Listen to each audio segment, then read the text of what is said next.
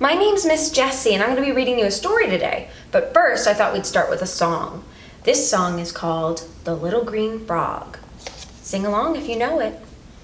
Went the little green frog one day. Went the little green frog.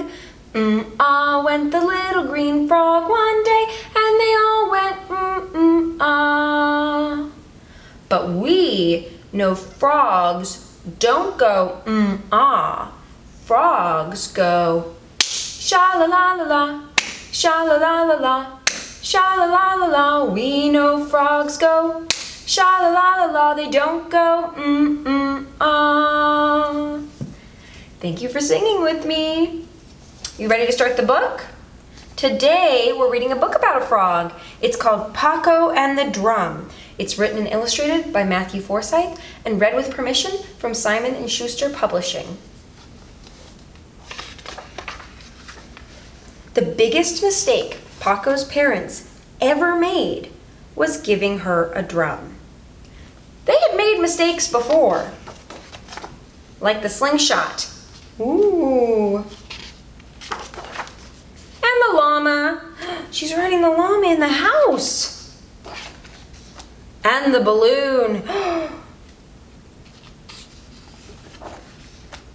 But the drum was the biggest mistake. Why do you think? "We shouldn't have given her that drum," said her father. "What?" said her mother. "The drum is too loud. I can't hear you." She's reading a book. "The drum was a big mistake," said her father. "That sounds like a wonderful idea," said her mother, who still couldn't hear him. The next day, her father said, "Pokko, why don't you take your drum outside for a little while?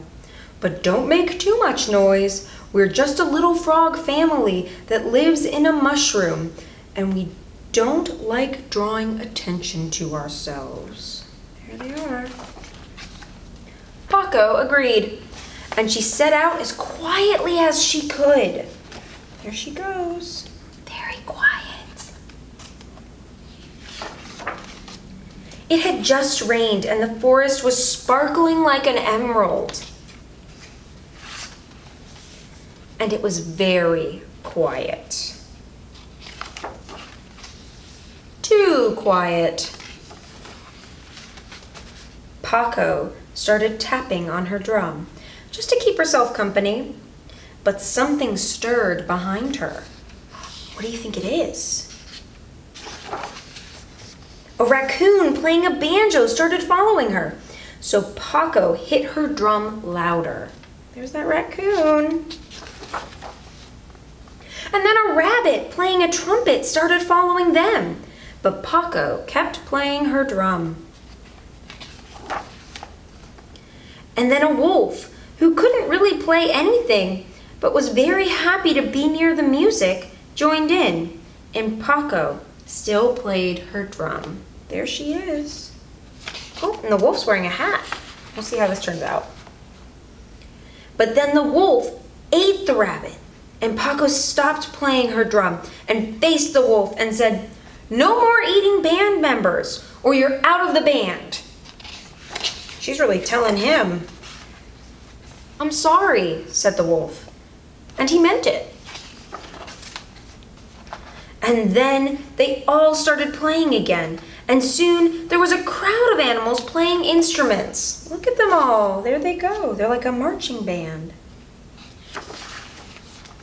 And a crowd of animals following them around, enjoying the music. Look at them. There's so many animals. And they were all following Pokko. There she is, right in front. "Pokko, your dinner is ready," shouted her father. No one answered, but he could hear music in the distance.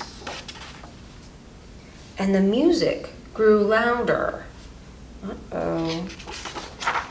And louder.